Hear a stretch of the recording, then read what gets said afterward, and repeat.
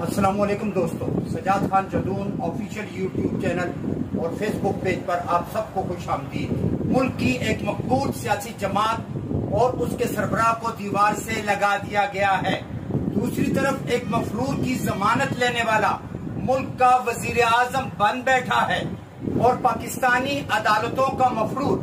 न सिर्फ बरतानिया में आजाद जिंदगी गुजार रहा है बल्कि वहां से बैठकर पाकिस्तान के अहम मामलात में मुदाखलत भी कर रहा है। इसके साथ साथ मुल्क के अहम इदारों पर असरअंदाज भी हो रहा है। ये दुहाइयां भी दी जा रही हैं कि वो मुल्क का एक बेकस और मजलूम वजीर आजम था।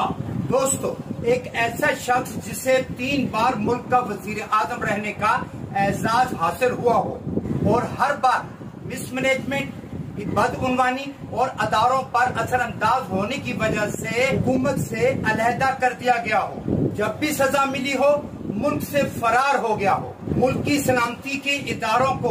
बैनुल-अक़वामी और मुल्की फोन पर बदनाम करता रहा हो, जिसकी सियासी जमात जजेस को ब्लैकमेल करती रही हो, अदालतों पर असरअंदाज होती रही हो और जिसकी जमात 4 बार मुल्क पर हुकूमत बनाने में कामयाब हो चुकी हो। वजीर आजम छोटा भाई हो लेकिन हुक्म बड़े भाई का चलता हो, जिसकी बदउनवानी के साथ साथ तमाम मुकदमात अदालतों में पेश हुए बगैर ही खत्म हो चुके हों, हर बार हर सजा से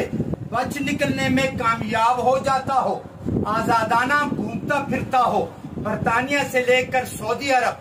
अरब से अरब अमारात से दुबई घूमता फिरता हो, खानदान के अफराद से मिलने जुलने में आजाद हो, पूरी हुकूमत और वुज़रा लंदन में जाकर जिससे मशवरे करते हो और वापस आकर उन पर अमल दरामद करते हो, जो कौम को बेवकूफ बनाने और गुमराह करने के लिए वोट को इज्जत दो का नारा बुलंद करता हो और दूसरों के मैंडेट से बिल्कुल इनकारी हो और जिसे 5वीं बार वजीर आजम बनाने के लिए तमाम अदारे एक पेज पर जमा हो चुके हों। दोस्तों, 5वीं बार वजीर आजम बनने की बात मैंने इसलिए कही, 3 बार वजीर आजम बन चुका है और चौथी बार उसका भाई वजीर आजम है, लेकिन दुरुस्त मानों में चौथी बार भी वजीर आजम वही है, क्योंकि हुकूमत उसके दम से ही चल रही है और उसका हुक्म ही चलता है। अब उसके 5वें बार वजीर आजम बनने के लिए राहें हमवार हो चुकी हैं और ऐसा शख्स उसे लाडला कहता हो जिसके खिलाफ वोट को इज्जत दो का नारा लगाने वाली जमात बुरी तरह साजिश में मुलव्वस हो, उसे लाडला कहा जा रहा है जिसकी हुकूमत को दरमियानी मुद्दत में चलता कर दिया गया हो, जो बदउनवानी के खिलाफ बात करता हो, चोरों के साथ बैठने को तैयार न हो, इस्लाम की सरबुलंदी और मुसलमानों के इत्तेहाद की बात करता हो, इस्लामोफोबिया के खिलाफ आवाज उठाता हो, गरीब तबके को ऊपर लाने की कोशिश करता हो, लंगर खाने, मुफ्त इलाज और रेस्ट हाउस कायम करता हो, गरीबों के लिए हुकूमती सतह पर अलाउंसेस का ऐलान करता हो,